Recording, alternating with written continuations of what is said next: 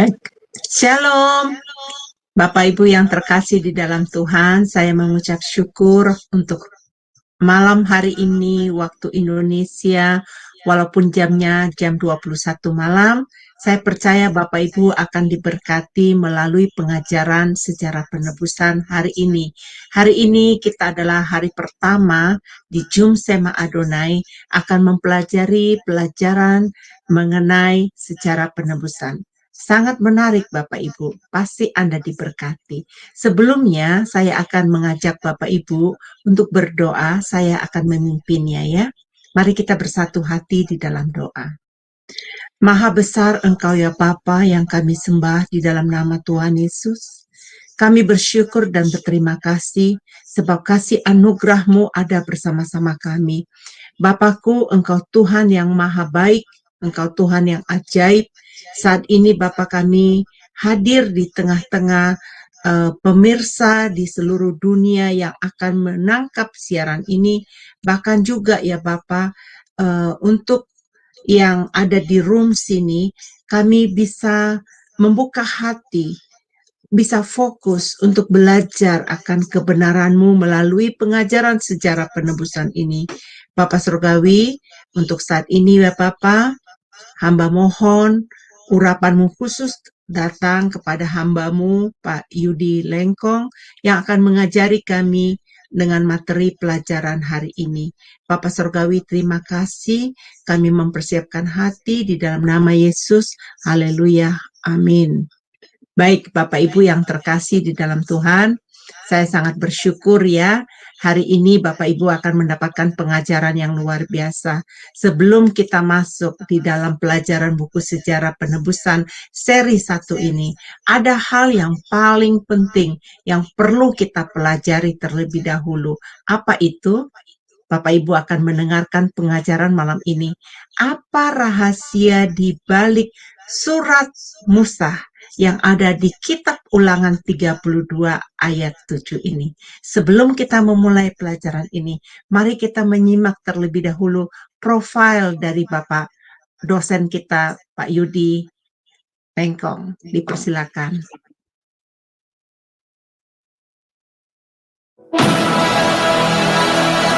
Shalom semua, berjumpa kembali dengan Sema Adonai. Dan pada kesempatan kali ini kita akan berkenalan dengan pembicara kita, yakni Bapak Pendeta Yudi M. Lengkong. Dan berikut adalah profil singkat dari beliau.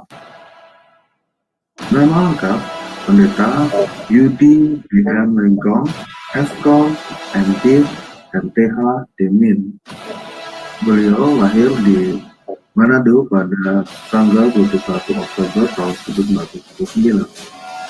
Alma mater, Sarjana Komputer Eskom di Universitas Bina Nusantara, Jakarta pada tahun 2003. Master of Divinity MD di The Presbyterian General Assembly Theological Seminary, Florida, US pada tahun 2010. Doctor of Ministry, Demin, di Garrett Theological Seminary, Florida, US, tahun 2015. Master Teologi MTH di STT Bethesda, Bekasi, pada tahun 2021. Pelayanan Pendeta di Gereja Presbyterian Bukit Sion Indonesia di Jalan Telaga Warna 1, nomor 2, Puri Cinere, Depok. Pembicara seminar buku seri sejarah penebusan untuk Yayasan Damai Sejahtera Utama Depok. Dosen di STT Agiasmos Mission Jakarta. Shalom, selamat datang di Zoom Sema Adonai. Kami memperkenalkan acara Zoom kami di mana banyak pengajar-pengajar yang kompeten serta profesional yang akan memberikan pengajaran tentang kebenaran firman Tuhan. Pengajar-pengajar kami terdiri dari para pendeta dan dosen dari sekolah teologi. Acara Zoom Sema Adonai ini setiap hari diisi pengajar dari hari Senin sampai hari Minggu. Zoom kami terbuka 24 jam dan menyediakan pelayanan konseling gratis. Zoom kami selalu terbuka dengan diskusi rohani. Silakan bergabung bersama kami di Zoom Sema Adonai 24 jam. Terima kasih, Tuhan Yesus memberkati.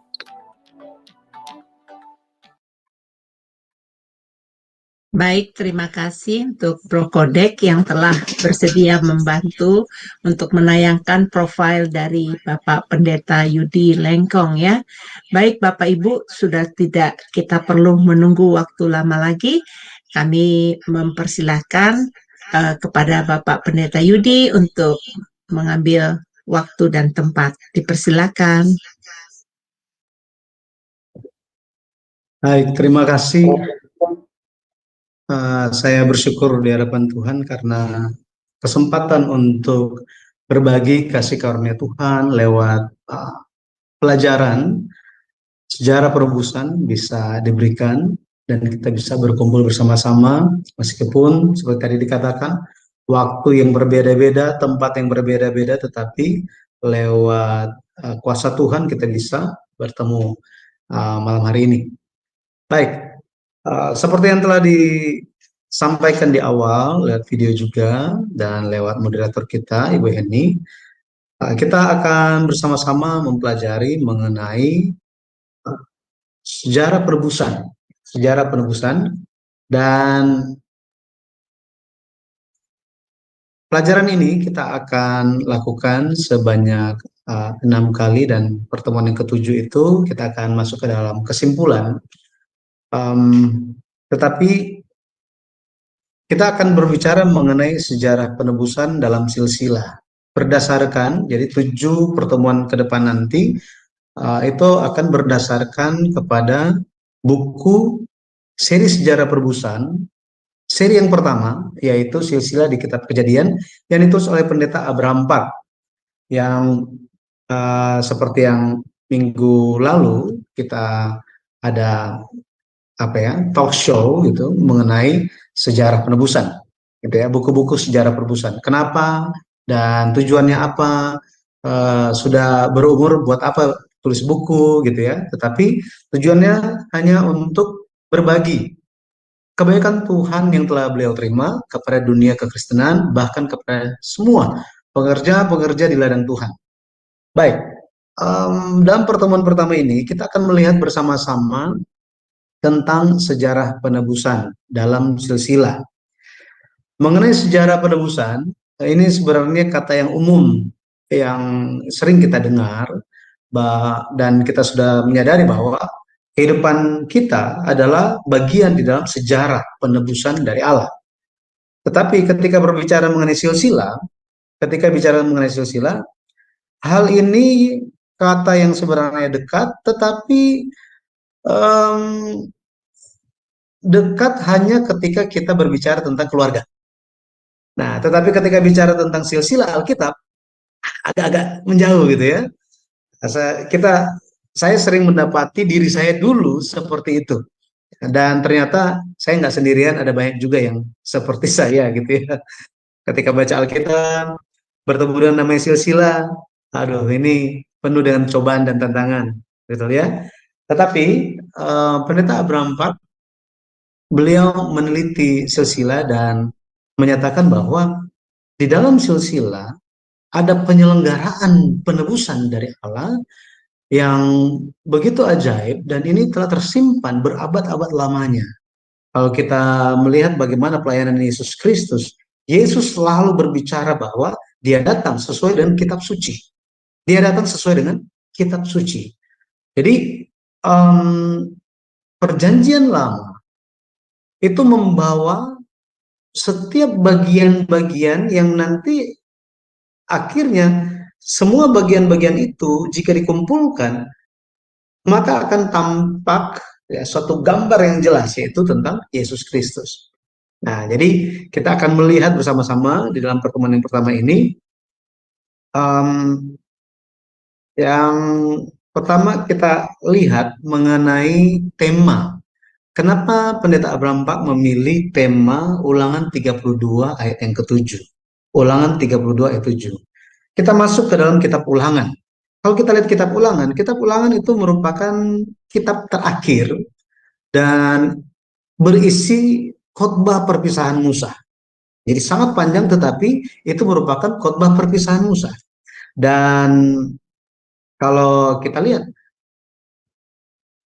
ini bukan hanya mengenai mengulang perkataan-perkataan yang diulang oleh Musa, hukum Taurat yang diulang, tetapi kalau kita perhatikan di kitab Ulangan, Ulangan pasal 1, Ulangan pasal 1 ayatnya yang ke-3 dan 5, ya, sebentar saya lihat. Ulangan 1 ayatnya yang ke-5 dikatakan begini. Ulangan 1, saya buka saja di sini, saudara. Ulangan 1 ayat yang ke-5 dikatakan,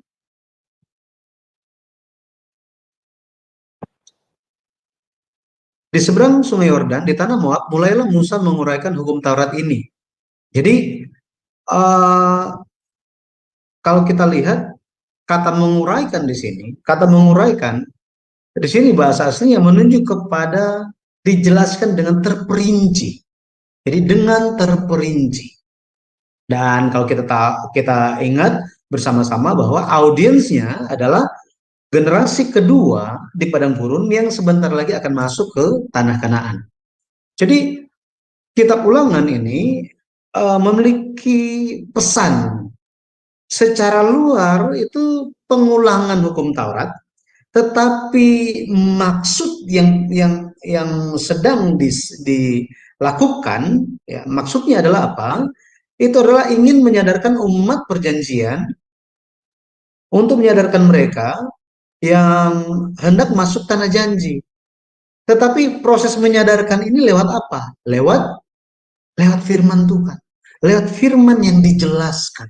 Sehingga lewat firman Tuhan yang dijelaskan bagi mereka, hukum-hukum Taurat yang dijelaskan bagi mereka, pada akhirnya mereka bisa masuk ke tanah janji dengan pemahaman, dengan suatu kesadaran. Ya, suatu kesadaran. Kalau kita lihat kitab Ulangan ini, kitab Ulangan ini merupakan tahap akhir. Ini kita bisa lihat sebagai tahap akhir Musa. Dalam hal ini Tuhan melalui Musa hendak mempersiapkan umat Tuhan untuk masuk ke tanah janji. Nah, tadi pendengarnya kalau kita lihat mereka adalah generasi yang kedua.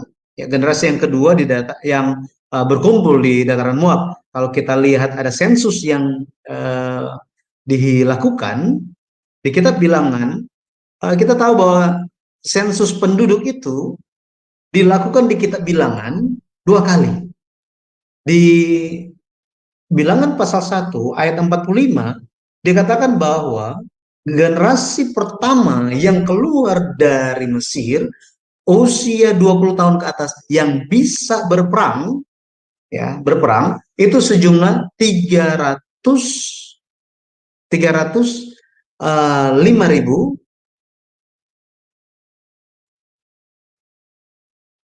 Ibu masih ada yang ingat? Ya, kita lihat ya. Saya juga udah ini mengenai, saya cuma ingat yang bagian pertama, mohon maaf ya. Saya lupa bagian awalnya, nomornya berapa. 3.500. Kita lihat ya, supaya saya ingatan saya juga di refresh. Ya. Jadi, nah sini ayat 46, ya 46, 603.550 orang. 603.550 orang. Ya. Kalau kita lihat di dalam bilangan, ya, bilangan 26 ayat 51. Bentar, bilangan 26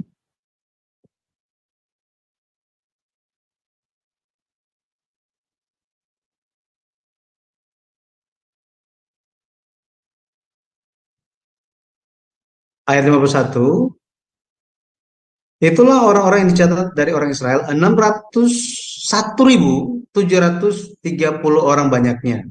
Ini saya ada Bentar ya, saya perbaiki dulu ini. 600. Oke. Ya.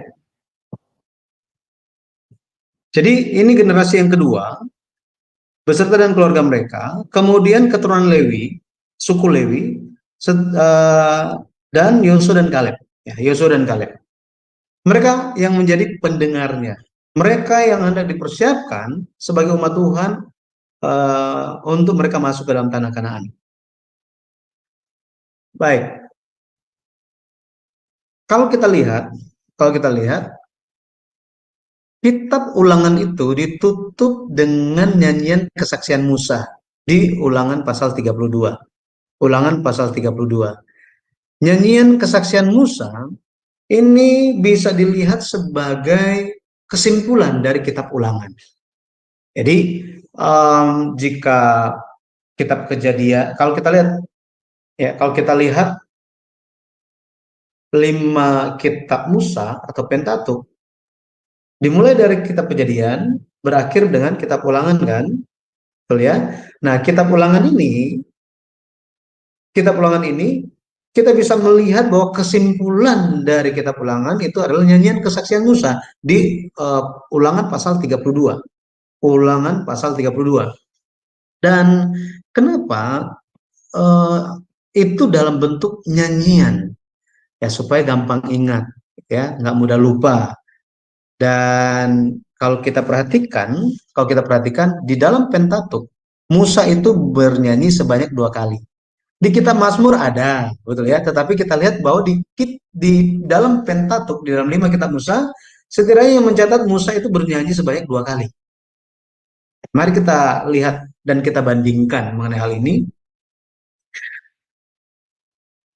Lagu atau nyanyian pertama itu kita bisa temukan di Keluaran pasal 15. Dan kita akan bandingkan dengan Ulangan 32. Di nyanyian yang pertama dan nyanyian yang kedua ini ada jarak sekitar 40 tahun. Ada jarak sekitar 40 tahun. Ini suatu jarak yang sangat berbeda. Betul ya? Sangat berbeda. Dan kalau kita lihat, ya, tempatnya itu di seberang Laut Merah. Ya, seberang Laut Merah artinya setelah mereka menyeberangi Laut Merah, ya, mereka menyaksikan kematian Firaun dan pasukannya.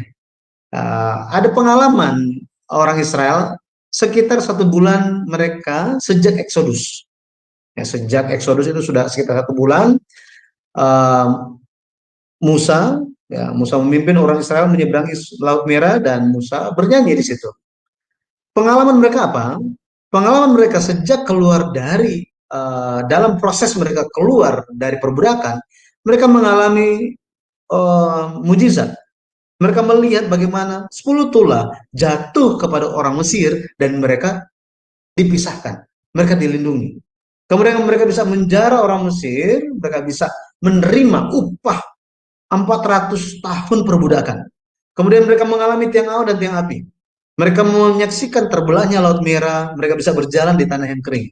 Mereka saksikan kematian Firaun dan pasukannya. Jadi tidak ada lagi yang mengejar mereka. Sehingga tema lagunya adalah pembebasan dari perbudakan Mesir. Jumlah ayatnya kalau kita lihat itu ada 18 ayat. Kalau kita bandingkan di Ulangan pasal 32, ini tempatnya di dataran Moab, seberang Sungai Yordan. Jadi sebelum mereka masuk. Ini setelah 40 tahun pengembaraan di padang gurun. Pengalamannya apa saja? Jadi mereka mengalami banyak hal. Ya, mereka mengalami banyak hal.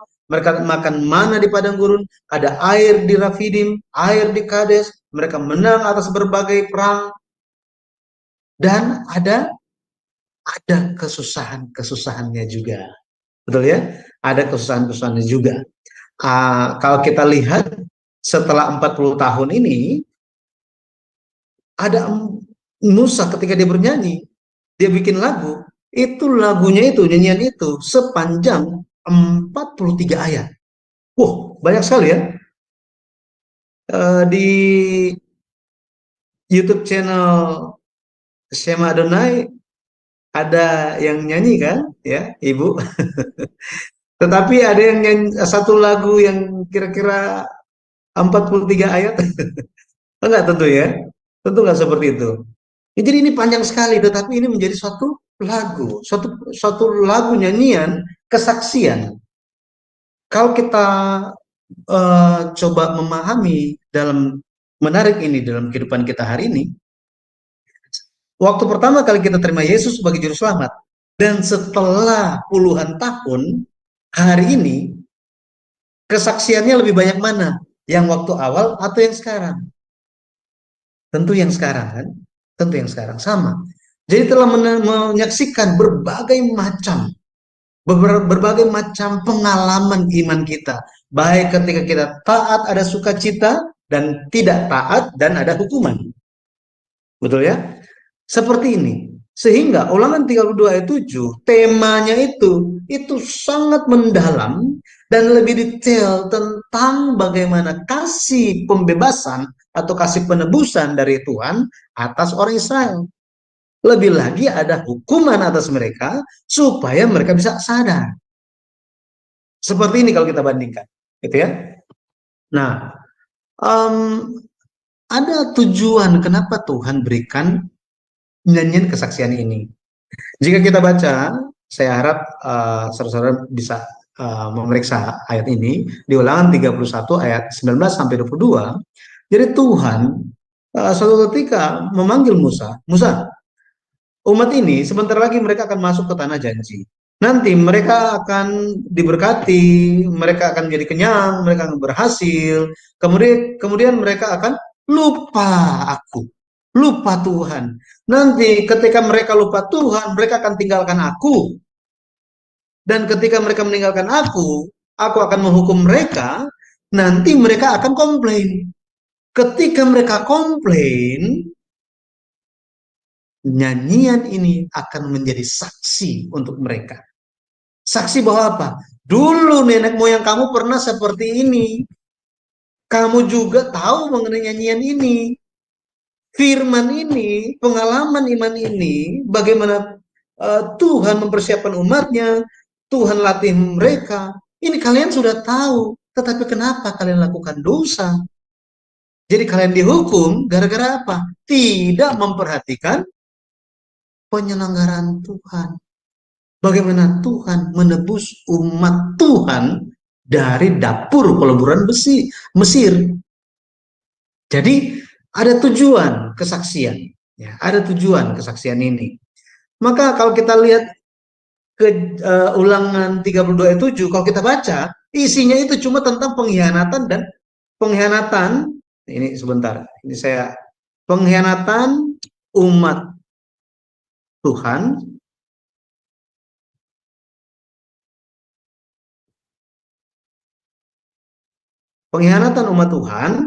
ya, umat Tuhan itu berkhianat, dan ada penghakiman dari Allah kepada mereka.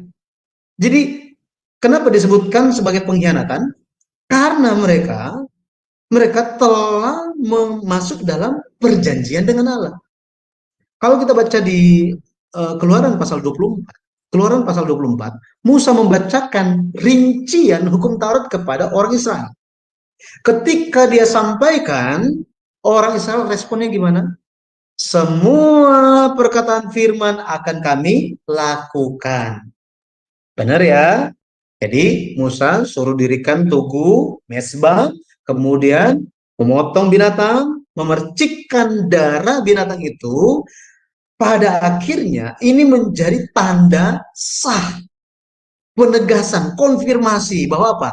Umat Israel dan keturunan mereka masuk ke dalam perjanjian dengan Allah. Tetapi mereka melanggar firman Tuhan. Ya, mereka komplain. 40 tahun itu isinya itu dibandingkan dengan syukur, lebih banyak komplainnya. Pada akhirnya Tuhan hukum mereka. Dalam kehidupan kita juga, kalau kita coba hitung, mungkin kebanyakan mana komplain atau syukur gitu ya. Bapak Ibu hitung sendiri, saya nggak tahu. Ya, cuma Tuhan yang tahu dan kita masing-masing. Ya. Tapi kalau saya coba hitung-hitung, wah, kayaknya saya harus lebih banyak menabung syukur ya, syukur. Secara luar, Seperti itu. Tetapi secara dalam, kalau kita lihat Ulangan pasal 32, nyanyian itu berisi tentang kasih pemeliharaan Allah yang besar.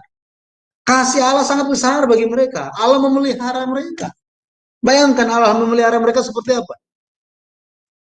Ketika mereka komplain, ya mereka komplain kepada Tuhan, ya mereka sampai satu ketika mereka itu mereka hendak potong jalan lah gitu ya, potong jalan supaya lebih cepat nyampe. Tetapi untuk potong jalan itu mereka harus lewat tanah orang Amon, gitu ya, harus lewat di sana.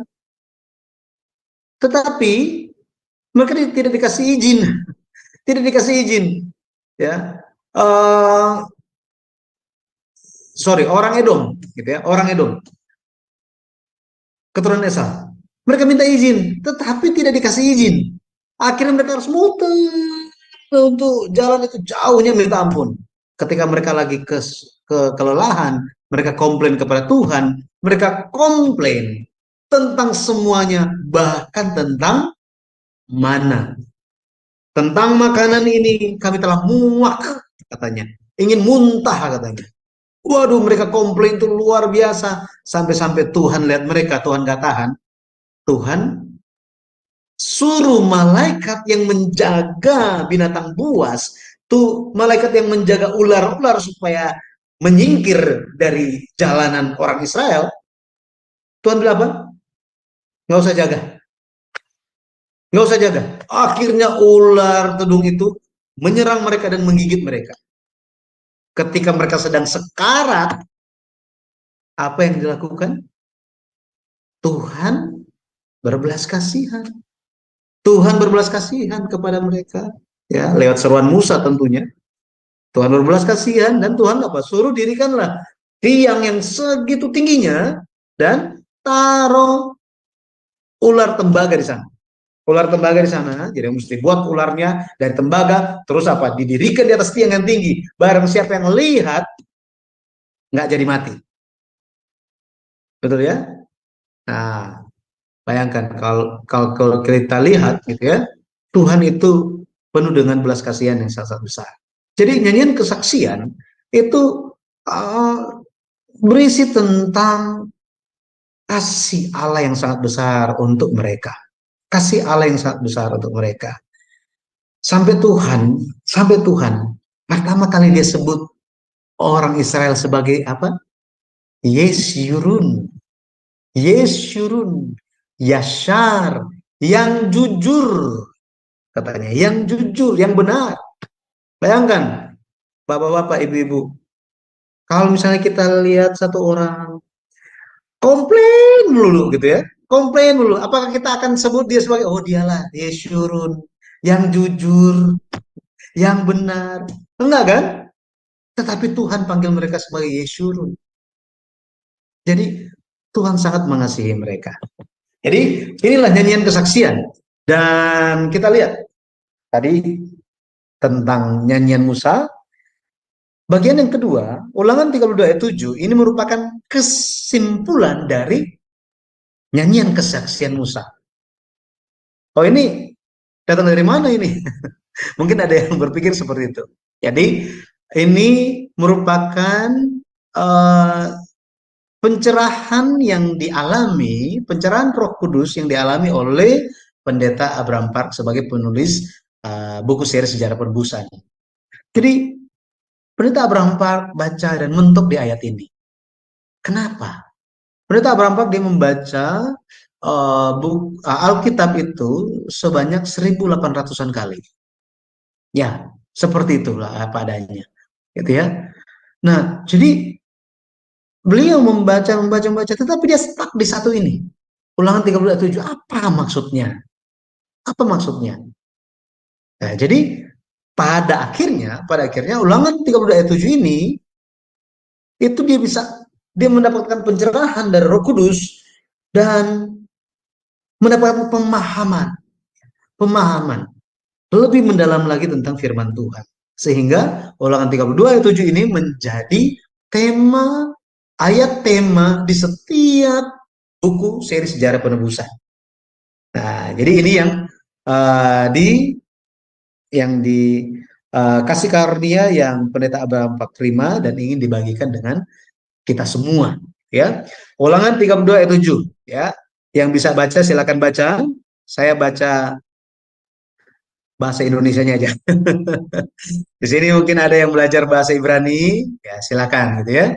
Tapi dalam LAI ditulisnya, ingatlah kepada zaman dahulu kala, perhatikanlah tahun-tahun keturunan yang lalu, tanyakanlah kepada ayahmu, maka ia memberitahukannya kepadamu, kepada para tua-tuamu, maka mereka mengatakannya kepadamu. Di sini ada 3 perintah yang diberikan sebagai kesimpulan dari nyanyian kesaksian Musa. Ada 3 perintah. Yang pertama, ingatlah kepada zaman dahulu kala. Yang kedua, perhatikanlah tahun-tahun keturunan yang lalu. Yang ketiga, tanyakanlah kepada ayahmu, maka ia memberitahukannya kepadamu, kepada para tua-tuamu, maka mereka mengatakannya kepadamu. Mengenai hal ini, bagi yang sudah memiliki buku silsilah di Kitab Kejadian atau sudah pernah membacanya, ini ada di bagian depan. Ya, bagian depan ini bisa dibaca. Kalau misalnya kita bikin skripsi atau tesis, ini ada di bagian depan. Bicara mengenai apa? Landasan teorinya. Gitu ya, landasan teori. Ini kan perlu ya? Perlu. Makanya buku sejarah penebusan ini di dalam kalangan akademik, ya, akademis di STT, saya bertemu dengan ketua-ketua STT juga. Mereka melihat buku sejarah penebusan itu sangat sistematis, terstruktur, dan ada pola seperti ini, seperti tesis. Gitu. Makanya ada tesis pertama di sepanjang sejarah dunia. Ya, seperti itu. Nah, ingatlah, jangan lupakan waktu-waktu yang telah dulu. Ya, yang telah dulu. Jadi dulu di sini dahulu kala berbicara mengenai waktu yang tidak terbatas, gitu ya. Tetapi ketika perintah kedua itu diberikan, jadi kan pertama jangan lupa, gitu ya. Jangan lupa, harus ingat. Sampai apa? Supaya kita ingat kepada Tuhan tentang pekerjaannya yang luar biasa. Tuhan berikan waktu-waktu atau banyak hal supaya membantu kita ingat. Contoh, mengenai hari untuk beribadah, betul ya? Terus ada juga waktu-waktu hari raya. Makanya kita sampai hari ini ada Paskah kan? Ya, Paskah dan lain-lain. Kemudian ada juga tanda-tanda, bukan tanda-tanda, benda-benda untuk mengingat. Ya, benda-benda untuk mengingat. Ya, seperti itu. Jadi ada hal tertentu, gitu ya. Benda-benda untuk mengingat itu ada banyak, gitu ya. Misalnya di dalam Alkitab kita bisa lihat ada bangunan-bangunan tertentu yang disuruh untuk ingat. Kita misalnya mesbah atau tugu yang didirikan, contoh gitu ya. Ada ketika orang Israel melewati Sungai Yordan, ya kita baca di kitab Yosua, melewati Sungai Yordan, Musa menyuruh orang-orang untuk mendirikan di tengah-tengah Sungai Yordan itu 12 batu. Kemudian setelah menyeberang di situ juga ada 12 batu juga. Untuk apa? Mengingat bagaimana Allah melakukan pekerjaan besar untuk mereka semua. Nah, kemudian kata perhatikanlah tahun-tahun keturunan yang lalu. Nah, ini yang akan kita bahas. Jadi dari kita itu dituntut untuk memperhatikan dengan detail mengenai apa? Kalau tadi zaman dahulu kala itu mengenai suatu waktu yang tidak terbatas, tetapi ini ada spesifik mengenai hari-hari, mengenai tahun-tahun, jadi lebih khusus, gitu ya. Tahun-tahun dari siapa? Oh, dari generasi demi generasi. Ya, generasi demi generasi. Tetapi setelah disuruh untuk ingat, disuruh untuk perhatikan, ada perintah juga untuk tanyakan. Artinya apa? Kalau nggak bisa ingat, kalau misalnya sudah perhatikan nggak mengerti, tanya. Maksudnya apa? Perlu ada sikap proaktif dari umat Tuhan untuk bertanya. Jadi dari sisi sisi ayah. Jadi ayah dan tua-tua di sini menunjuk kepada mereka yang memiliki pengalaman iman, memiliki pengalaman iman. Nah, mereka harus siap untuk menceritakan, menjelaskan tentang jalan-jalan Tuhan kepada mereka yang mau bertanya. Betul ya? Tetapi anak-anak muda perlu apa? Bertanya. Jadi jangan cuma tunggu-tunggu aja, tetapi harus bertanya tentang jalan-jalan Tuhan, tentang firman Tuhan. Kata tanyakan di sini berbicara mengenai mengemis, mengemis, memohon, sangat memohon. Nah, kalau kita lihat zaman sekarang ini udah kata tanyakanlah ini udah dianggap biasa aja. Ada yang bertanya? Nggak ada, udah selesai. Ini bukan maksudnya untuk nanti setelah pelajaran ini semua harus bertanya gitu ya. Maksud saya sebentar menjelaskan kata ini, gitu ya, ayat ini. Nah, perlu aktif di dalam menjelaskan mengenai pekerjaan besar dari Tuhan, tentang firman Tuhan, kemudian perlu juga proaktif untuk menanyakan. Jadi perlu ada proses itu. Nah, kita kan lihat mengenai perhatikanlah tahun-tahun keturunan yang lalu. Kata perhatikan di sini dalam bahasa Ibrani binu, yang memiliki arti mempertimbangkan dengan teliti, mendapatkan pemahaman, jadilah berhikmat.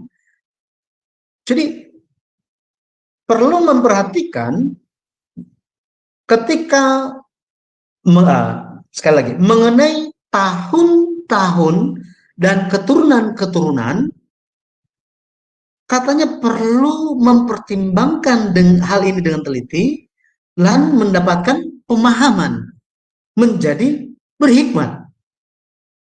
Nah, di sini tahun-tahun dan keturunan-keturunan ini berbicara tentang apa? Berbicara tentang apa?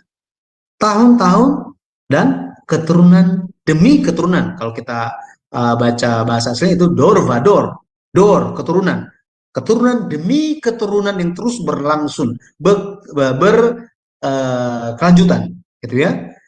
Ini bicara tentang silsilah, tentang silsilah, ya. Jadi perlu memperhatikan tentang silsilah. Bayangkan kalau kita lihat silsilah di dalam Alkitab, silsilah mana yang ada tahun-tahun dan keturunan demi keturunan. Itu adalah Kejadian pasal 5 dan Kejadian pasal 11. Di situ ada generasinya, ada tahunnya, ada keturunannya, ada tahun-tahun mereka. Silsilah Kejadian pasal 5 bicara tentang Adam sampai kepada Nuh.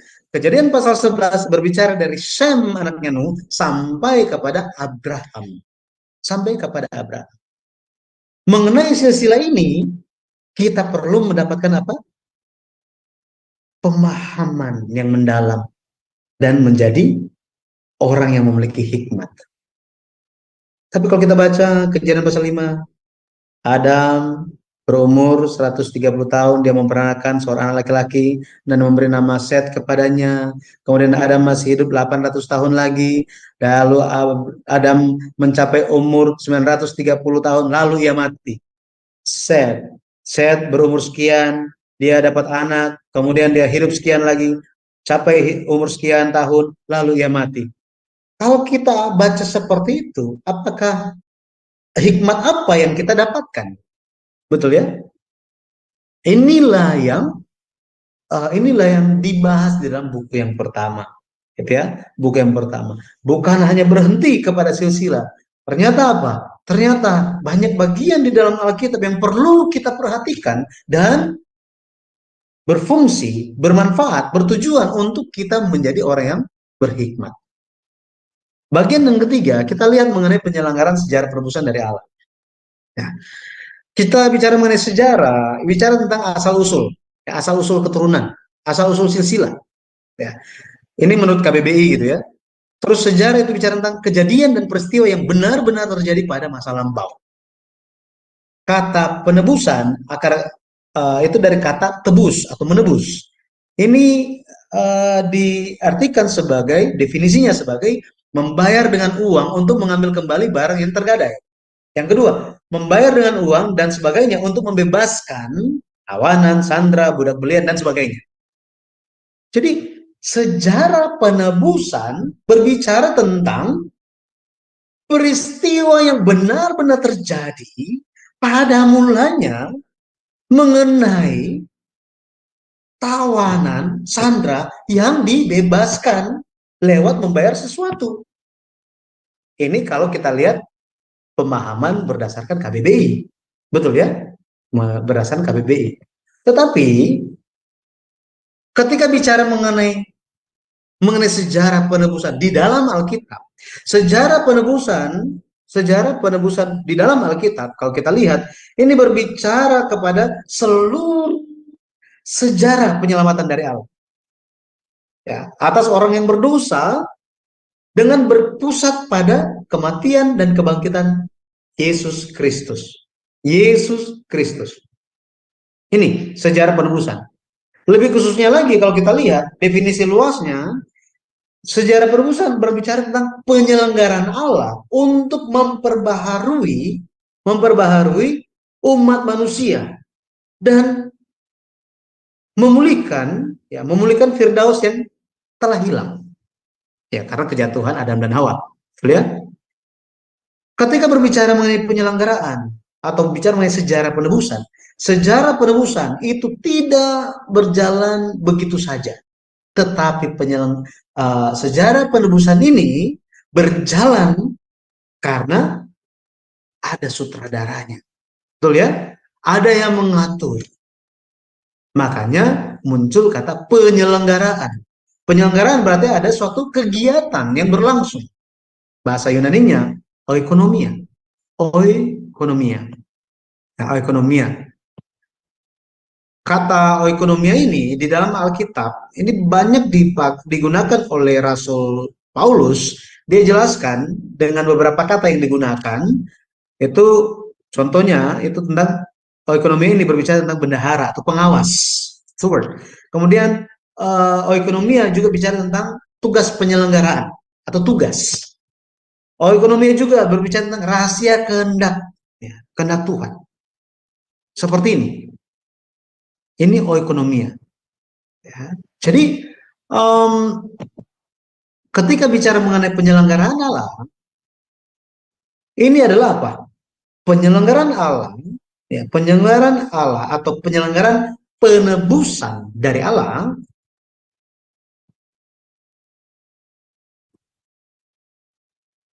Saya tambahin dulu ya.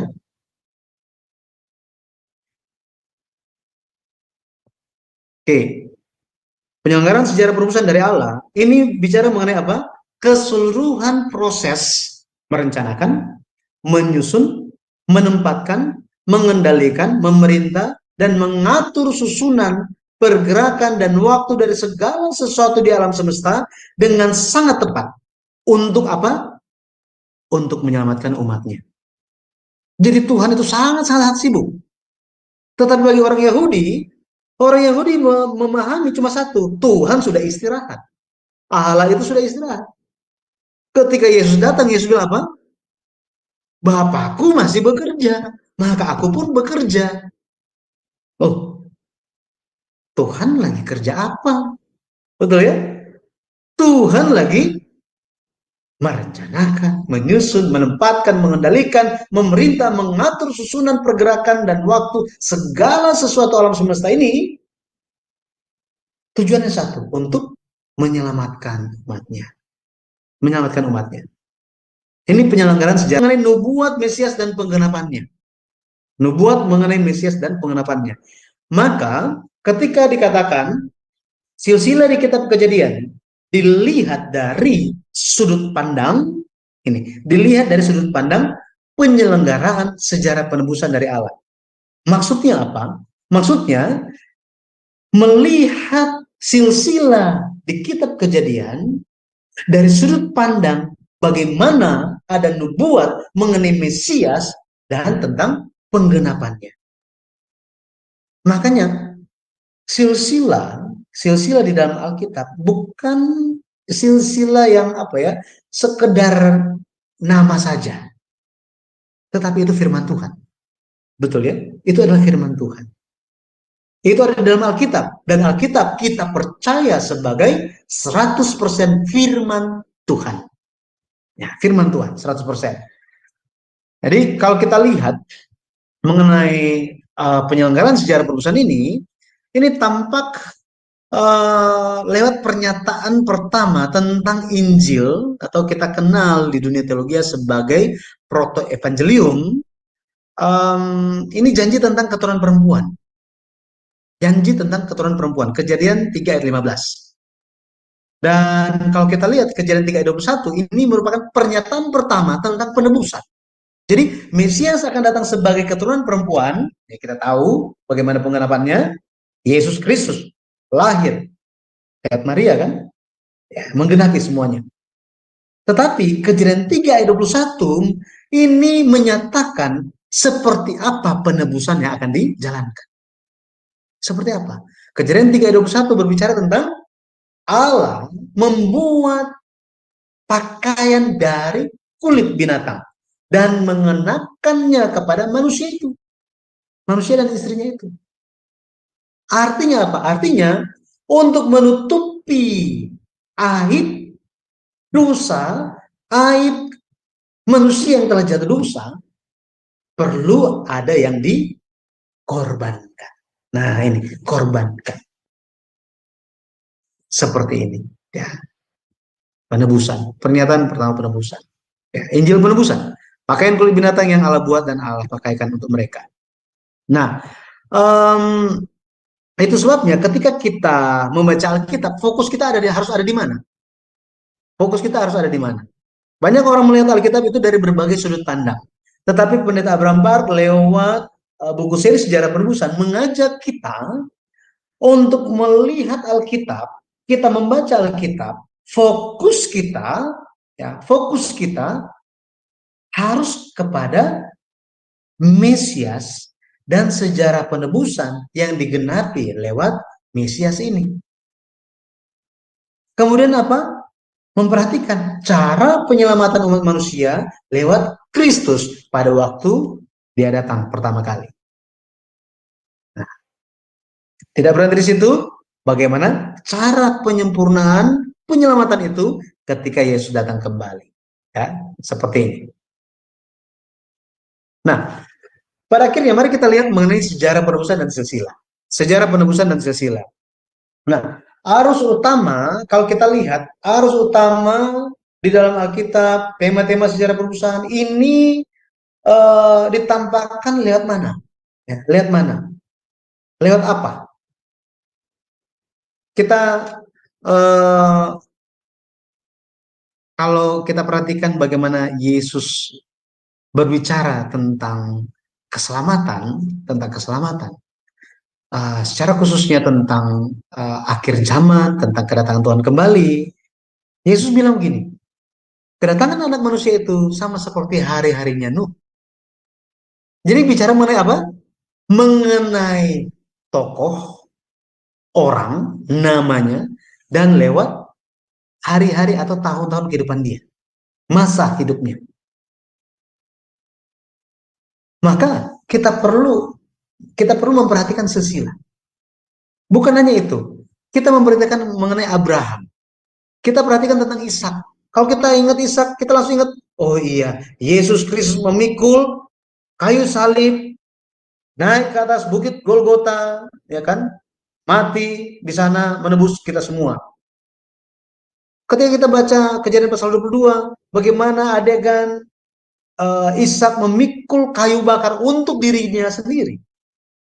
Maka kita akan ingat, oh ya, ini menggambarkan tentang pekerjaan penebusan Yesus Kristus. Nah, kita sering memahami seperti itu kan? Betul ya? Maka lewat tokoh-tokoh dalam silsilah, lewat nama dan tahun-tahun kehidupan mereka, kita bisa mengetahui bagaimana penyelenggaraan penebusan dari Allah. Bagaimana penyelenggaraan penebusan dari Allah. Ya, nanti ke depannya kita akan lihat bersama-sama, gitu ya. Akan lihat bersama-sama. Yesaya 8 ayat 16. Di sini bicara apa? Yesaya 8 ayat 16. Coba kita lihat. Yesaya 8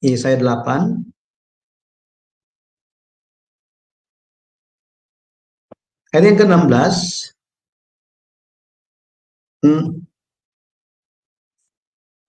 Bentar ya. Saya 8.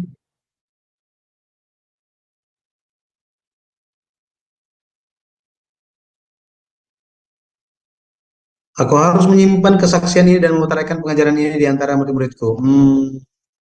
Sebentar saya cek lagi nanti mengenai ayat ini. Saya mohon maaf, gitu ya. Saya salah tulis kayaknya. Baik, kita lanjutkan dulu, nanti saya cari ayatnya lagi gitu ya. Mengenai sejarah perebusan dan silsilah. Dua istilah dalam sejarah perebusan, ya, kalau kita lihat mengenai penyelamatan dan penebusan. Intinya sama, tetapi kalau kita lihat penyelamatan, itu memiliki makna menyelamatkan seseorang dari kematian atau dari bahaya. Sedangkan penebusan, ini bicara tentang menyelamatkan seseorang dengan membayar suatu harga atau suatu tebusan. Suatu tebusan. Makanya digunakan sejarah penebusan. Istilah yang digunakan sejarah penebusan. Lebih detail, ada harga yang dibayar. Yesus menyelamatkan umat manusia, amin. Betul ya? Menyelamatkan. Yesus menebus umat manusia. Jadi Yesus menyelamatkan dengan membayar harga tebusan, yaitu darahnya. Ya. 1 Timotius 2 ayat 6, yang telah menyerahkan dirinya sebagai tebusan bagi semua manusia untuk kesaksian pada waktu yang ditentukan. Baik, kita lihat fungsi silsilah. Kita masuk sedikit mengenai fungsi silsilah. Ya, sebentar lagi kita akan selesai ya. Silsilah itu membadatkan sejarah perebusan. Dari mana kita bisa tahu mengenai hal ini? Kalau kita lihat kitab Kejadian, kita bisa bagi menjadi dua bagian. Bagian yang pertama itu dari pasal 1 sampai pasalnya yang ke-11. Jadi 11 pasal yang pertama. 11 pasal yang pertama. Kejadian pasal 1 sampai pasal 11. Bagian kedua itu dari pasal 12 sampai 50. 39 pasal. Ya. Nah, bagian pertama ini hanya 11 pasal. Ini menjangkau, ini adalah jangka waktu selama sekitar 2023 tahun. 2023 tahun.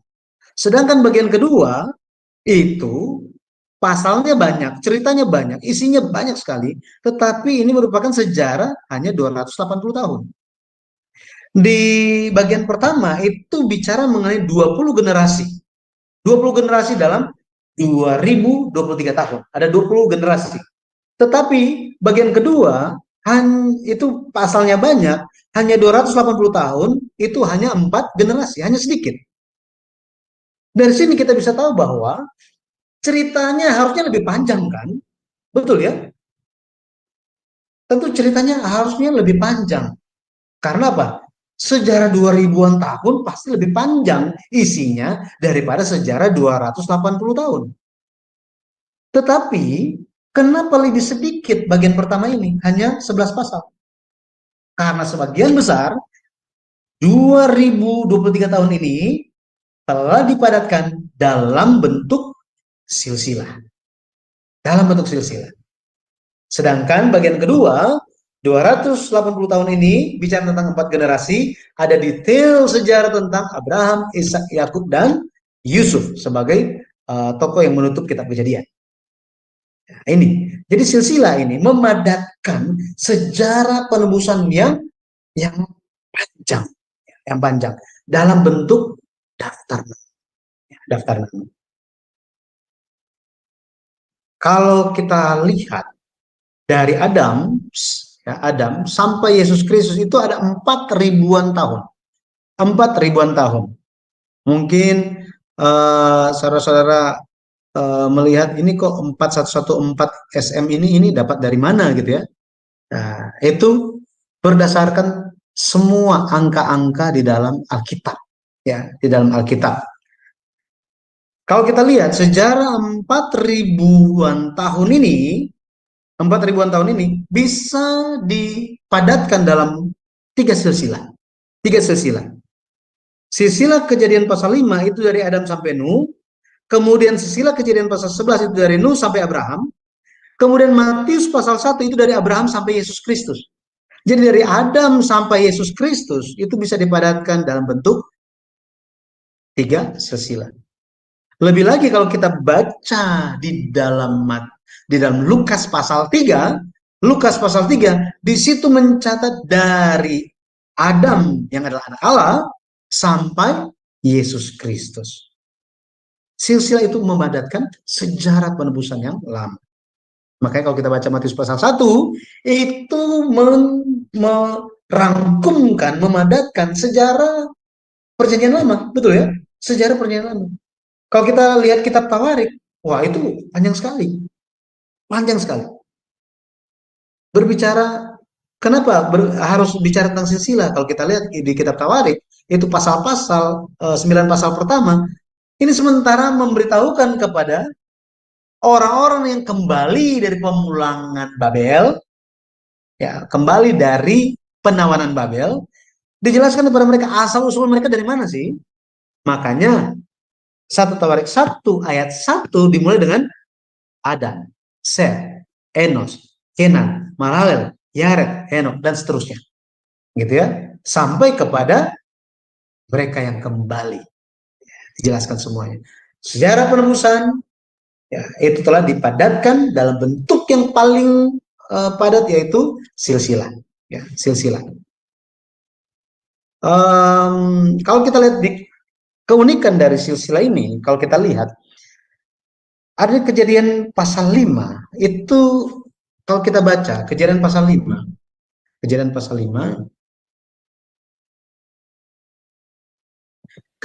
5 ayat 1, di situ disebutkan begini. Inilah daftar keturunan Adam. Pada waktu manusia itu diciptakan oleh Allah, dibuatnya lah dia menurut rupa Allah. Di sini dikatakan daftar keturunan Adam. Kata daftar di sini di dalam bahasa Ibrani adalah seper. Keturunan itu adalah toledot atau toldot. Ya, toldot. Seper toldot. Kata seper di sini, toldot itu silsilah, tetapi kata seper ini memiliki arti buku, dokumen perjanjian, buku. Nah, buku. Kejadian pasal 5 ini dari Adam sampai Nuh hanya 32 ayat, tetapi mencakup sejarah selama 1056 tahun dari Adam sampai Nuh. Bayangkan, satu lembar 32 ayat disebut sebagai buku silsilah. Tuhan bukannya salah tulis. Musa itu nggak salah tulis. Menurut kitab Petrus dikatakan apa? Setiap orang menulis lewat dorongan Roh Kudus. Dorongan Roh Kudus. Meskipun penulisnya beda-beda, tetapi temanya tetap sama, yaitu tentang penyelenggaraan sejarah penebusan. Jadi ketika ditulis Seper Toledot, tapi hanya satu lembar, berarti apa? Berarti silsilah ini mengandung informasi yang sangat banyak, sampai-sampai disebut sebagai sebuah buku atau kitab. Bentuk penulisan ini hanya muncul 2 kali dalam Alkitab. Di Kejadian pasal 5 ayat 1 dan Matius 1 ayat 1. Matius 1 ayat 1. Dalam bahasa Indonesia, LAI menerjemahkannya sebagai inilah silsilah Yesus Kristus anak Daud, anak Abraham.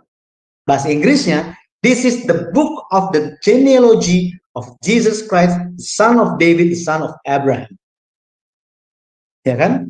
Tetapi bahasa Yunani dikatakan Biblos Geneseos Yesu Kristo. Jadi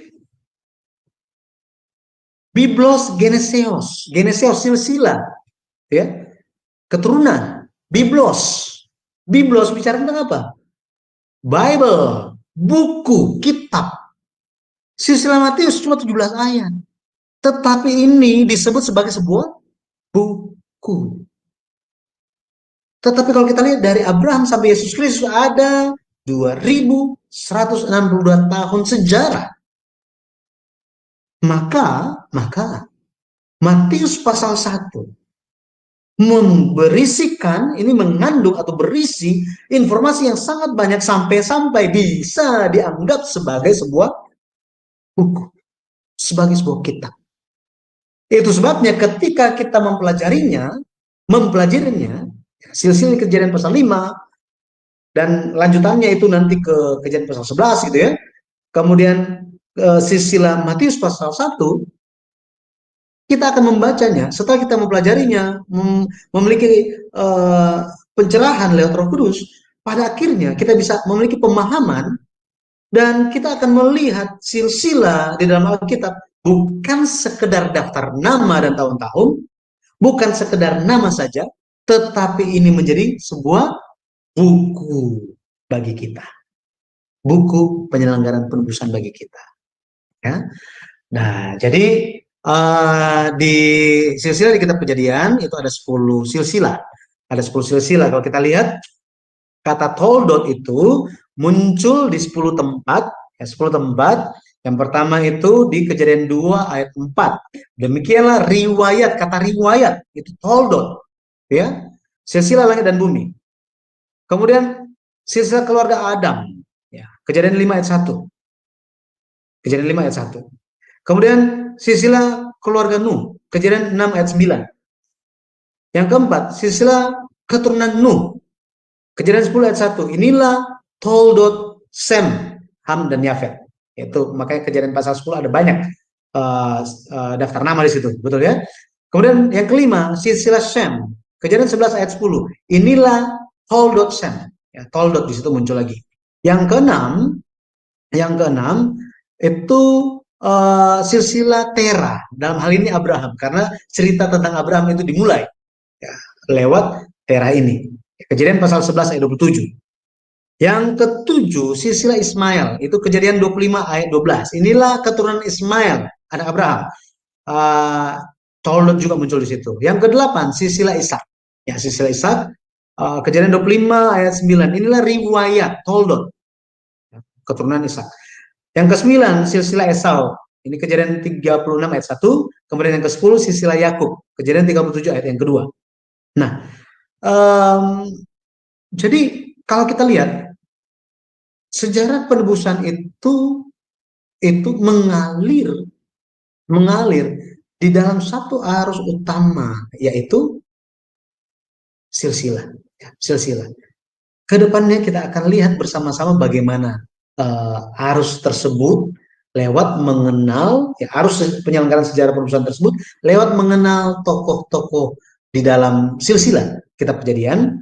Ya, secara khususnya kita akan lihat tentang Kejadian pasal 5 dan Kejadian pasal 11. Nah, tapi kita juga akan melihat tentang silsilahnya Kain. Silsilahnya Kain, ya. Karena itu muncul di dalam Alkitab sebelum Alkitab memperkenalkan keturunan Adam. Ya, kita akan lihat mengenai keturunan dari Kain juga. Kita akan belajar dan memiliki pemahaman hikmat lewat mempelajari keturunan dari Kain, ya, Kain. Dan ya seperti ini yang sudah tampil di minggu lalu juga. Kita akan lihat bersama-sama ke depan bagaimana kehidupan semasa dari generasi-generasi ini, ya, Adam dan Lamek, kemudian Nuh dan Abraham. Bagaimana Abraham, Ishak, Yakub ini kehidupan semasa mereka. Kemudian kenapa? Apa yang menjadi faktor yang mempengaruhi perpendekan umur yang terjadi di Kejadian pasal 11. Ya, Kejadian pasal 11. Nah, kita juga akan melihat mengenai Adam. Karena salah satu metode yang diajarkan oleh Pendeta Abraham lewat bukunya, cara kita mempelajari silsilah kitab Kejadian, itu kita bisa memperhatikan tentang arti nama mereka, kemudian mengenai tokoh yang diberi. Ada beberapa poin, tetapi yang saya sebutkan ini antara lain itu kita perlu memperhatikan tentang arti nama, kehidupan semasa mereka, bagaimana mereka mempengaruhi satu sama yang lain. Kemudian yang ketiga itu tentang tokoh yang diberikan informasi tambahan. Dalam hal ini kejadian pasalnya yang ke-5 itu tentang Adam, ya, Adam, Henok, ini Henok, Lamek, dan Nuh. Ini ada penjelasan tambahannya. Ya, kita akan melihatnya ke depan. Ini topik-topik yang akan kita pelajari, dan bagian akhirnya kita akan lihat tentang Abraham, ya, mengenai Abraham. Karena salah satu jadi kalau kita lihat silsilah di dalam Alkitab itu ada silsilah vertikal, ya, vertikal dan horizontal. Jadi ada dua macam. Ada silsilah yang bentuknya vertikal, ada horizontal. Nah, ketika bicara tentang silsilah itu vertikal, itu ada dua macam lagi. Vertikal naik dan vertikal turun. Maksudnya apa? Kita langsung contohnya gitu ya. Kalau vertikal naik, ini berarti dimulai dari satu toko, kemudian papanya siapa, kakeknya siapa, ya, buyutnya siapa, terus sampai siapa yang paling terakhir, toko yang terakhir. Jadi menelusuri ke belakang, ya, ke belakang asal usul dari seseorang. Contoh di Lukas pasal 3. Dimulai dari Yesus terus menerus sampai kepada Allah. Ya. Kalau vertikal menurun bagaimana? Kalau vertikal menurun itu dimulai dari seseorang, kemudian anaknya, cucunya, cicitnya, terus sampai silsilah ini berhenti kepada siapa? Ini contoh, ya. Jadi maksudnya bukan tentang asal usulnya, tetapi silsilah dengan bentuk vertikal turun ini mengajarkan bahwa kita perlu memperhatikan toko terakhir. Ini toko terakhir, ya, toko terakhir. Ini vertikal, vertikal menurun. Contohnya itu kejadian pasal 5 berbicara tentang fokus kita ada kepada Nuh. Kejadian pasal 11 ada pada Abraham. Karena mereka tokoh yang terakhir dalam silsilah vertikal menurun itu. Nah, kalau yang horizontal bagaimana? Yang horizontal itu kita bisa lihat di kejadian pasal 10. Kejadian pasal 10 itu dimulai dari misalnya Nuh dapat anak, Sem, Ham, Yafet. Ini horizontal. Jadi setelah papanya langsung kasih tahu anaknya siapa aja. Betul ya? Nah, kemudian bicara mengenai Sem, anaknya siapa aja? Ham, anaknya siapa aja? Yafet, anaknya siapa aja? Yaitu horizontal. Ya, horizontal, mendatar. Oke, seperti itu. Jadi lewat buku silsilah kitab Kejadian ini, pada akhirnya kita bisa melihat bagaimana ada alasan Allah memanggil Abraham dan memilih dia. Ya, karena dikatakan banyak yang dipanggil, sedikit yang dipilih kan? Allah pilih dia. Alkitab katakan Allah memilih dia. Ada tujuannya. Tentang apa? Kepentingan untuk mewariskan iman. Dan saya percaya akan bukti nyata bahwa apa? Warisan iman itu berhasil. Sangat-sangat berhasil. Ada zaman-zaman ketika itu tidak berhasil. Ya, ada zaman-zamannya. Tetapi puji Tuhan, Tuhan memelihara supaya iman itu tidak terputus. Makanya hari ini kita ada iman. Ya. Nah, mengenai hal itu saya bersyukur. Lewat pelajaran buku sejarah perusahaan ini, kiranya kita terus bisa mengikutinya dan menerima kasih karunia dari Tuhan. Kita menerima pencerahan. Lebih lagi kita mengasihi Alkitab yang adalah firman Tuhan, dan kita berbagi kasih karunia Tuhan kepada banyak orang secara khusus lewat channel Sema Adonai ini dan perkumpulan kita Zoom pada malam hari ini. Terima kasih. Saya kembalikan kepada host. Ya, baik. Terima kasih banget ya Pak Yudi, penjelasan yang luar biasa. Mungkin bagi teman-teman ini baru pertama sekali untuk mendengarkannya, tetapi jangan khawatir teman-teman. Anda bisa mengulangi kembali untuk melihat dari channel-channel kami yang kami tayangkan. Saat ini saya meminta Sister Aling untuk mengumumkan channel-channel mana yang kami live-kan ya. Silakan. Ya, baik Ibu Henny, terima kasih untuk kesempatan ini. Acara ini relay ke channel YouTube dan Facebook, yaitu channel Sema Adonai channel Sema Adonai Apologetic, channel Omihen, channel Epaphroditus Bhakti Satoto, channel Abi Ismail, channel Ferdinand Wardana, channel Kodek FH, channel Nebu Ali, channel Uti Watimena, channel Batu Karang, channel Antara, channel Ana Chandra, channel Agus Kurnia, channel Dule Fight, channel Garin Sidan, dan channel King Alexander. Kepada Bapak Ibu yang terkasih dalam Kristus, bagi yang belum mensubscribe channel kami, tolong bantu kami untuk mensubscribe channel-channel kami, like dan share-nya, agar pelayanan kami semakin lebih maksimal lagi ke depannya. Terima kasih.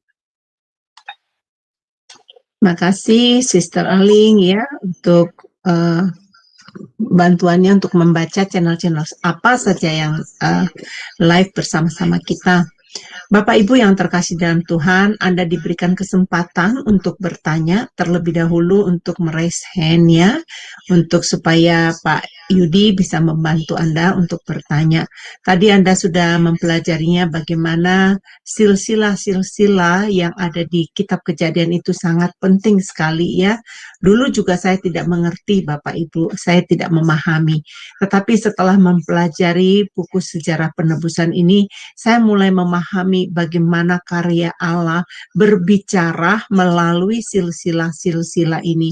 Bukan hanya sekedar nomor, angka yang diberikan di dalam kitab Kejadian ini, tetapi kita melihat bagaimana hidup nenek moyang kita ini, bagaimana mereka bersamaan, dan kejadiannya juga contoh setelah Aber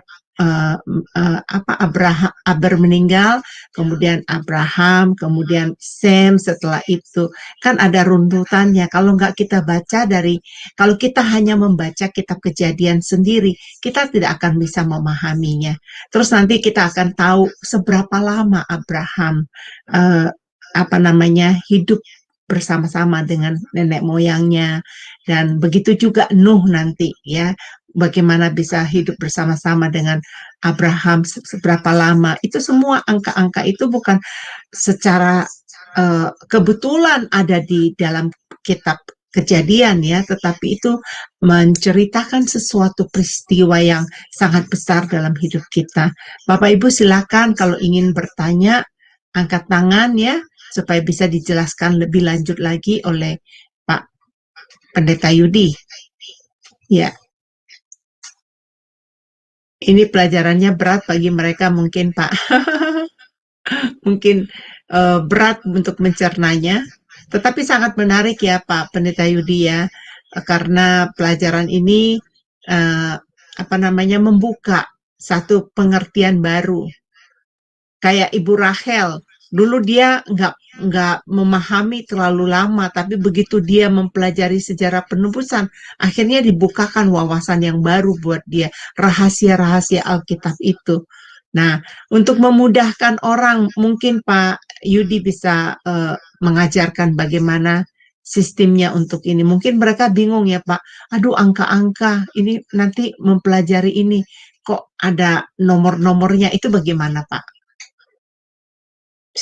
Ya, nanti kita akan belajar sedikit demi sedikit. Seperti tadi saya bilang, ada kata-kata yang sebenarnya itu dekat dengan kita, tetapi udah biasa dengan kita, tetapi karena itu digunakan untuk Alkitab, maka terkesannya jadi jauh. Misalnya tentang silsilah, ya, tentang silsilah, tentang nama, arti nama, dan juga tentang tahun-tahun kehidupan mereka, terus tentang kata penyelenggaraan, ya, kata penyelenggaraan. Kata penyelenggaraan itu memang kurang familiar, tetapi sebenarnya dari dulu kita sudah pakai itu. Ya, bahkan dalam proklamasi, itu kan dikatakan diselenggarakan dalam tempo yang sesingkat-singkatnya. Ada kata itu ya, ada, diselenggarakan. Jadi penyelenggaraan ini untuk memudahkan kita, mungkin kita pahami tentang wedding organizer aja, gitu ya, wedding organizer. Nah, dengan demikian, oh ya, so ini bedanya, ini bukan wedding, ini tentang salvation, redemption organizer, which is ketua panitianya Tuhan gitu. Baik, Silakan. ini sudah ada yang question. bertanya. Silakan, Sister Lea Chandra. Ya, shalom malam Pak. Shalom Bu Heni. Shalom. Shalom. Saya masih kurang paham yang tentang itu Pak, yang Kejadian 3 ayat 15 itu. Baik.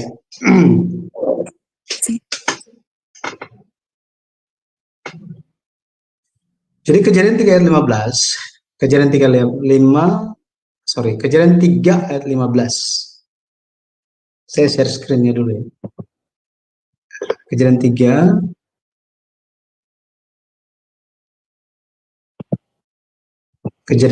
ayat 15. Kejadian 3 ayat 15, kalau kita baca itu isi. Kejadian pasal 3 itu berbicara tentang pasal kejatuhan. Bagaimana manusia jatuh dalam dosa. Akan tetapi, meskipun manusia itu jatuh dalam dosa, Allah tidak membiarkan mereka. Melainkan Allah merencanakan pemulihan. Ini tadi, merencanakan pemulihan untuk mereka. Nah, ketika Tuhan Allah itu berbicara, kan pertama kali tanya kepada Adam kan, apakah engkau makan dari buah yang kularang itu?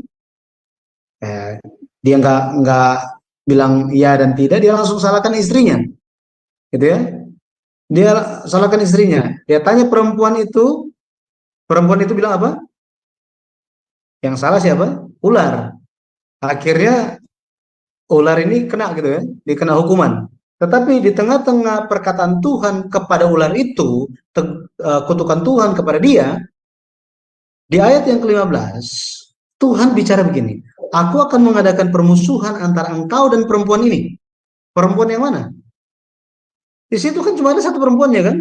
Si Hawa itu, nanti namanya diganti menjadi Hawa. Antara keturunanmu dan keturunannya.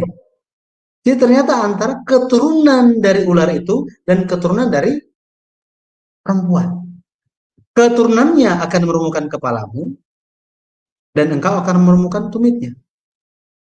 Keturunan dari perempuan ini akan meremukkan kepala ular dan apa? Keturunan ular ini akan meremukkan tumitnya. Kalau seseorang itu remuk, pokoknya tangannya remuk, kakinya remuk, hancur gitu ya, itu masih bisa hidup. Tetapi kalau kepala, itu berarti apa? Selesai. Betul ya? Jadi ini bicara mengenai keturunan perempuan akan datang untuk menghancurkan si ular ini. Kalau kita lihat ularnya ini muncul lagi di kitab Wahyu. Kalau kita lihat, muncul lagi dia. Muncul lagi ular ini. Tetapi kepalanya akan diremukkan katanya. Tetapi tidak berhenti di situ. Tuhan katakan suatu nubuatan bahwa engkau atau keturunannya ular ini akan meremukkan tumitnya. Tumit di sini berbicara tentang kaki atau pekerjaan. Ya, pekerjaan. Ya, pekerjaan yang dijalankan oleh seseorang. Nah, jadi kalau kita lihat seorang profesor di Amerika STT itu, dia memberikan penjelasan. Kita kebanyakan melihat Kejadian 3:15 ini hanya ya yang penting saya baca gitu. Oh ya, ini tentang proto-gospel atau proto-evangelium. Ya sudah. Tetapi ini di dalam sejarah terjadi secara terus-menerus. Dan puncaknya di mana? Di atas kayu salib. Perperangan ini permusuhan bicara tentang peperangan, ini bertengkar berantem sampai apa? Perkelahian sampai berdarah-darah. Sampai berdarah-darah. Ini terjadi. Tentang apa sih? Tentang baik dan jahat. Betul ya? Di kemudian hari kalau kita lihat keturunan di sini bahasa Ibrani adalah zera, benih perempuan itu. Ya, benih perempuan. Yesus satu-satunya manusia yang lahir tanpa campur tangan laki-laki. Betul ya? Kita semua lahir karena ada jasa dari papa kita. Ya. Ada jasa dari laki-laki. Tetapi Yesus satu-satunya yang lahir dari perempuan. Matius 1 ayat 18 di situ dikatakan Maria dia mengandung oleh Roh Kudus katanya. Oleh Roh Kudus. Ini digenapi. Jadi Yesus Kristus, dia adalah Mesias, dia telah dijanjikan. Ya, dijanjikan. Memang ini secara Tuhan itu lagi berbicara kepada ular. Betul ya? Tetapi di situ ada Adam dan ada juga ada perempuan istrinya juga. Gitu ya. Nah, di sini ini bicara tentang apa? Tentang bagaimana Yesus akan menjalankan pekerjaan penebusan di atas kayu salib. Pada akhirnya Yesus berkata gitu kan, ketika orang Yahudi bilang Abraham adalah bapa kami. Abraham adalah bapa kami. Tetapi Yesus bilang di Yohanes 8 ayat 44, iblislah yang menjadi bapamu. Iblislah yang menjadi bapamu. Pada akhirnya siapa yang menemukan tumitnya? Siapa yang membunuh Yesus? Yaitu orang Yahudi. Mereka yang adalah orang yang percaya Tuhan berakhir menjadi orang yang tidak percaya Tuhan. Nah, jadi Kejadian 3 ayat 15 ini berbicara tentang kabar baik mula-mula yang disampaikan. Nanti di dalam kesempatan berikutnya kita akan bahas tentang pertobatan Adam. Apakah Adam sudah bertobat? Apakah ada buktinya dalam Alkitab? Seperti apa dia bertobat? Apa yang menyebabkan dia bertobat? Ya, kita akan bicara di dalam kesempatan selanjutnya. Ya. Ya, saya kembalikan lagi kepada Ya, host. baik. Saya Semoga harap bisa dipahami. Sister Lea, coba Sister Lea bagaimana komentarnya? Iya, jadi gini ya Pak Pendeta. Jadi kabar baiknya itu dari Kejadian 3 ayat 15 itu sebenarnya kabar baik berarti ya Pak ya. Karena di situ kan sudah jelas Allah memberitahu bahwa akan ada permusuhan ya itu di Kejadian 3 ayat 15 itu ya. Berarti sudah jelas itu kabar baik buat kita. Kalau kita benar-benar baca di Kejadian itu ya, Pak. Ya terima kasih buat penjelasannya. Baik, Tuhan Yesus. ya. Ya, Ibu. Ya. Sama. Kita lanjut ya dengan Sis Rahel. Ya, silakan Bu Rahel. Shalom, Pak Shalom. Yudi, Sis Heni, selamat Shalom. malam. Pak Yudi, saya ini sudah belajar di video ke-34, masuk ke 34, yaitu di Nahor, Pak, keturunan Adam ke-18. Ya, jadi yang saya ambil kesimpulan dari pelajaran yang Bapak berikan ini, yaitu sejarah penebusan ini kan dimulai dari Adam sampai akhir zaman, Pak. Jadi saya melihat bahwa Tuhan itu terus-menerus bekerja untuk menebus dan menyelamatkan dan memulihkan dunia ciptaannya, Pak. Kira-kira begitu ya, Pak? Ya. Yang saya. Kemudian saya juga melihat di sini kejadian dari Adam sampai Wahyu itu. Kita ini Alkitab itu dipenuhi oleh simbol-simbol, perumpamaan dan makna rohani. Gitu ya, Pak. Ini yang saya pelajari, Pak ya. Kemudian di dalam kehidupan kita ini diciptakan ini yang saya ambil kesimpulan bahwa kita ini harus meninggalkan manusia lama kita dan mengenakan manusia yang baru untuk mengarungi kehidupan yang dipenuhi oleh kebenaran dan kekudusan Tuhan. Begitu ya, Pak. Jadi saya memang belajar ini akhirnya saya tahu bahwa Tuhan itu menginginkan kita manusia ini bahwa walaupun dia itu sudah menjadi orang percaya, tetapi kalau tidak hidup di dalam tuntunan Tuhan, tidak hidup dalam firman. Begitu ya Pak, Pak Yudi, kira-kira intinya dari ini ya, kurang lebih ya Pak ya, dari beberapa yang saya ambil kesimpulannya. Begitu Pak Yudi. Terima kasih. Ya, terima kasih Ibu Rachel. Jadi Ibu sudah mulai membaca buku silsilah kitab Kejadian. Mungkin rekan-rekan yang lain juga yang ingin lebih mengikuti gitu ya, lebih detail sebenarnya penjelasan itu ada di buku. Ya, penjelasannya ada di buku karena kita terbatas dengan waktu dan kita ada pelajaran-pelajaran ke depan juga. Jadi saya menyarankan untuk memiliki buku-bukunya.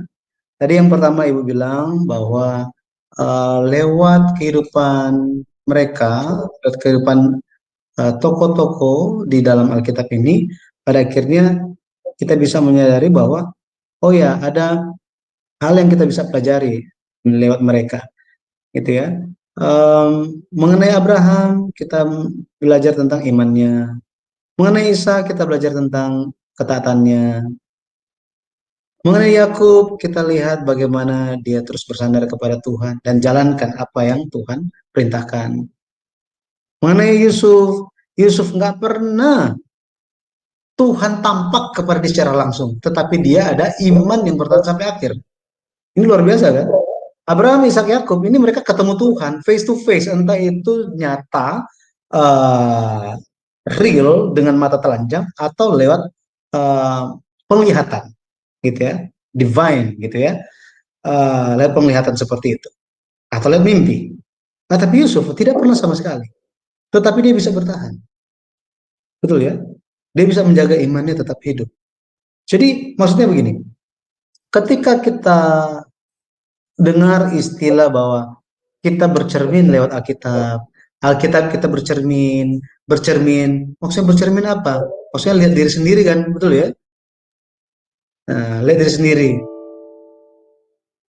Silsilah di kitab Kejadian, buku silsilah di kitab Kejadian sangat membantu kita untuk bercermin. Cerminan itu bukan hanya cerminan melalui tokoh-tokoh yang Abraham, oh bagus sekali itu, Abraham, Ishak, Yakub, Yusuf, Nuh, Henok, gitu ya, oh luar biasa, gitu, Sem.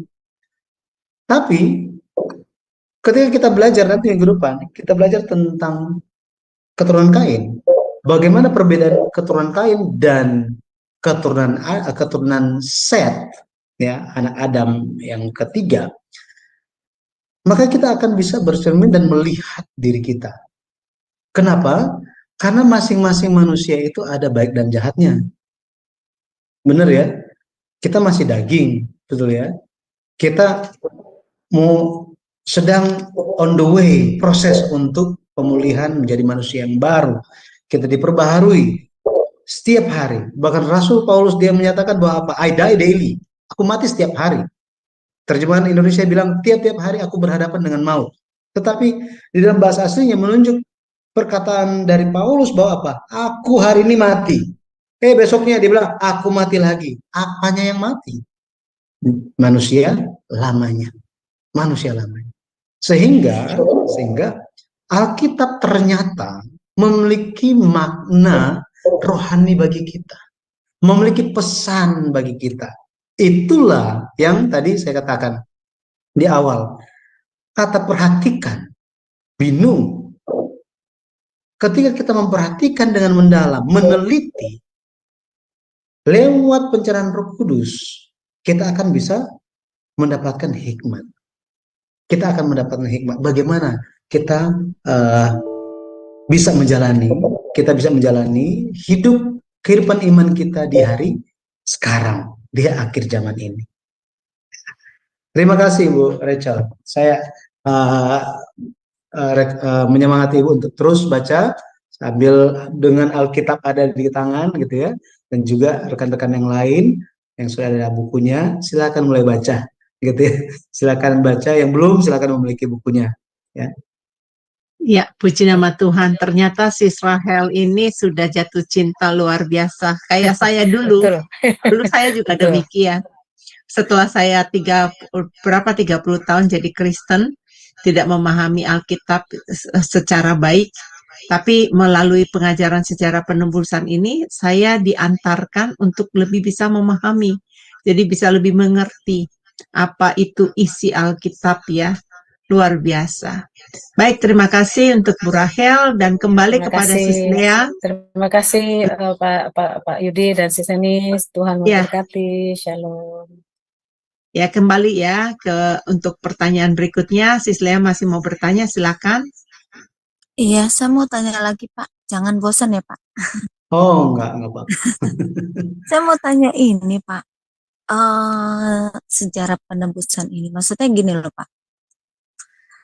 Di perjanjian lama itu kan contoh Musa ya. Musa dia bawa orang Mesir, orang Israel keluar dari Mesir.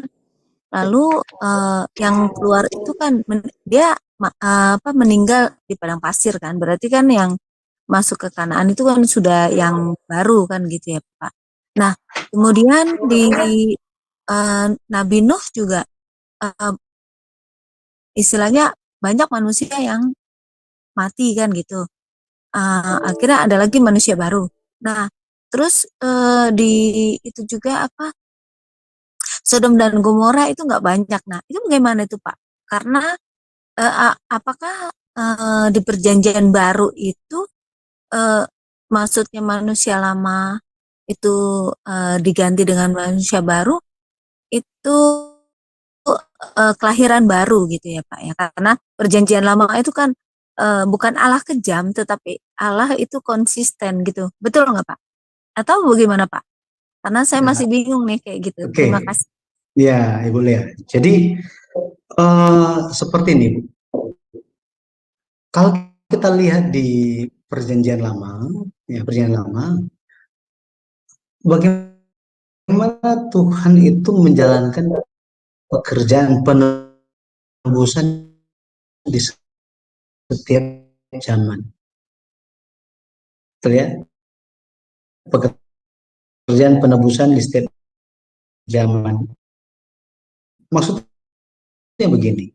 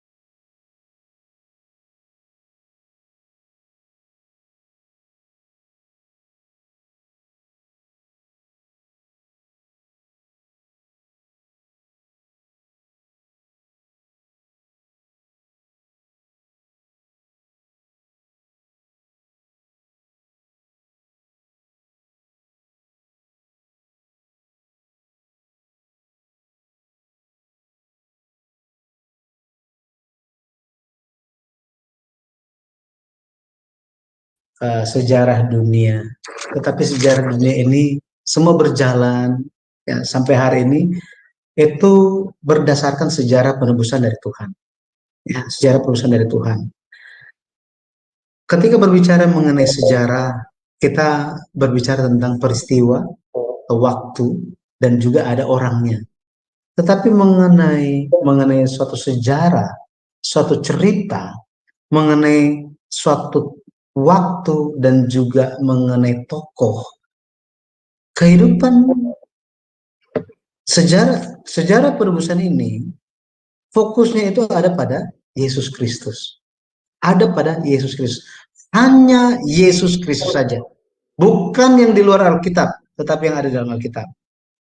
Demikian juga kita memusatkan kehidupan kita kepada siapa? Kepada Yesus Kristus.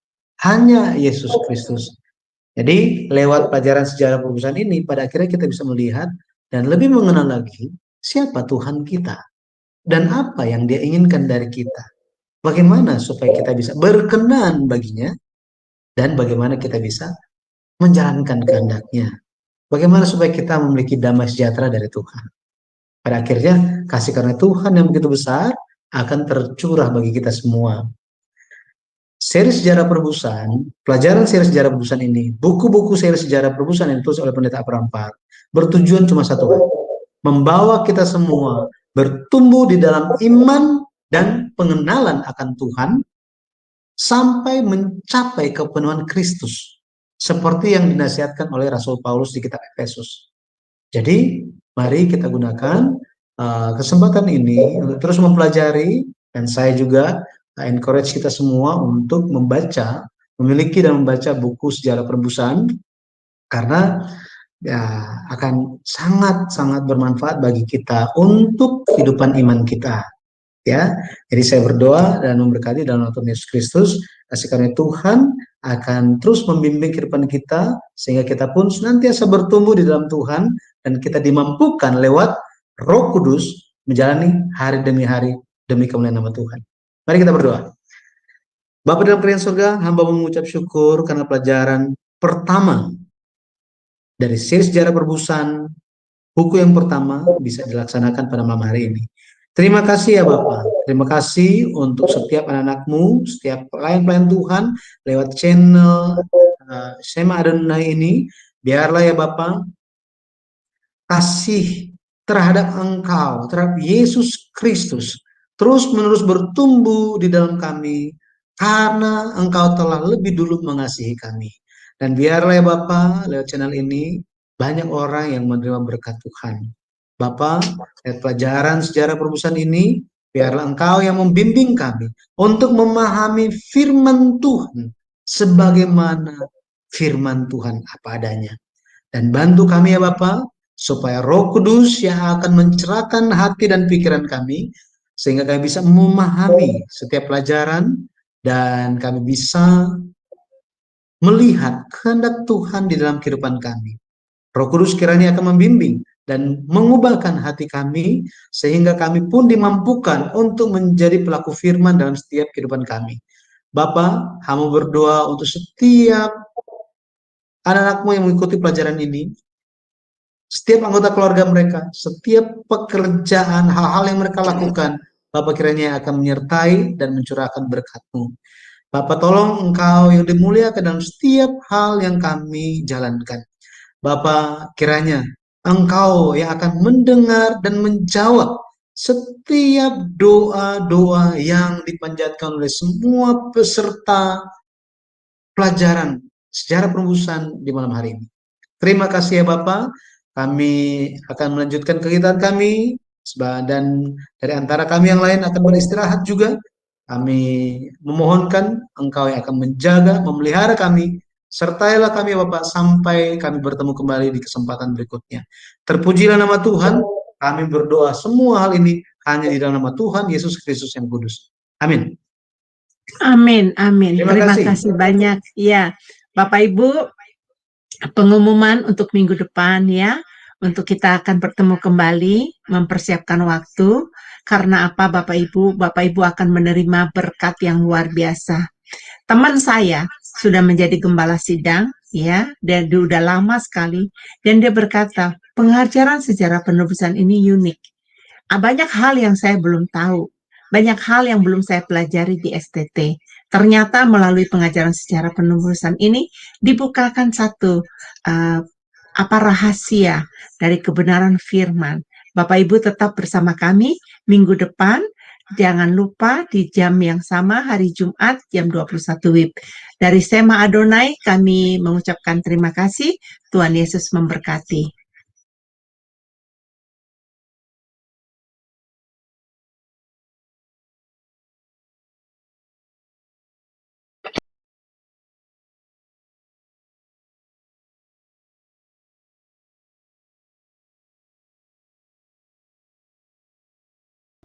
Shalom, selamat datang di Zoom Sema Adonai. Kami memperkenalkan acara Zoom kami di mana banyak pengajar-pengajar yang kompeten serta profesional yang akan memberikan pengajaran tentang kebenaran firman Tuhan. Pengajar-pengajar kami terdiri dari para pendeta dan dosen dari sekolah teologi. Acara Zoom Sema Adonai ini setiap hari diisi pengajar dari hari Senin sampai hari Minggu. Zoom kami terbuka 24 jam dan menyediakan pelayanan konseling gratis. Zoom kami selalu terbuka dengan diskusi rohani. Silakan bergabung bersama kami di Zoom Sema Adonai 24 jam. Terima kasih.